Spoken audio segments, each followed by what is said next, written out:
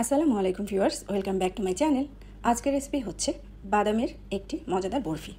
এই বরফি তৈরি করার জন্য আমার প্রথমে লাগবে ফ্রেশ কোরানো নারিকেল, টোস্ট বিস্কিটের গুঁড়া, কনডেন্স মিল্ক আর পরিমাণ মতো ঘি।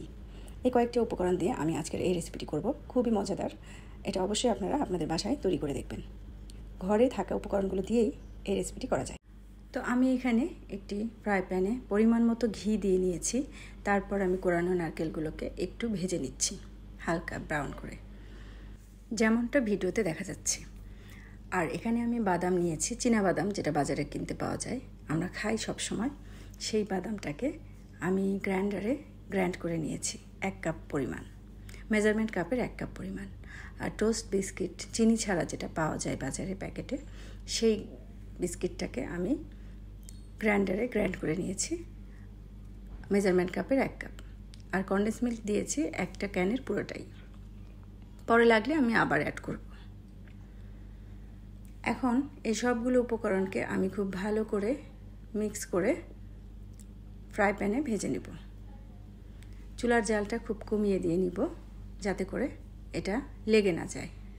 পুড়ে গেলে কিন্তু খেতে একেবারেই ভালো লাগবে না, তাই আমরা চুলার আঁচটা একটু কমিয়ে দিব।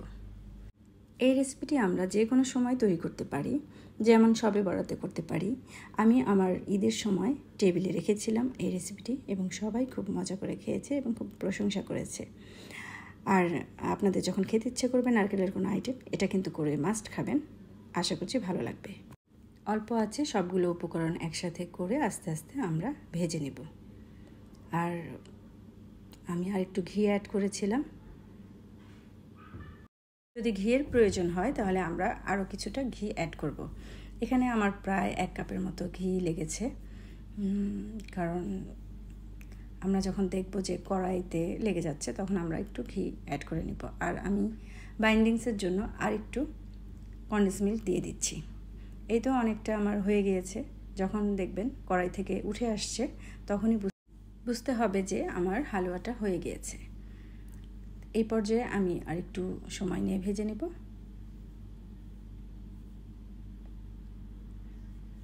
আর পাশাপাশি আমি একটি ট্রেতে ঘি দিয়ে ভালো করে স্প্রেড করে নিব, যাতে করে আমার এই হালুয়াটা যেন লেগে না যায়।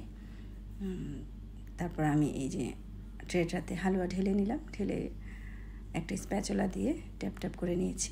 তারপর আমি একটু ঠান্ডা হলে এরকম শেপ দিয়ে কেটে নিয়েছি। আপনারা আপনাদের মতো করে কেটে নেবেন, এবং খেতে খুবই মজা হয়েছে। যদি আমার এই রেসিপিটা আপনাদের ভালো লেগে থাকে তাহলে অবশ্যই আমার চ্যানেলকে সাবস্ক্রাইব করতে ভুলবেন না। ধন্যবাদ সবাইকে, আল্লাহ হাফেজ।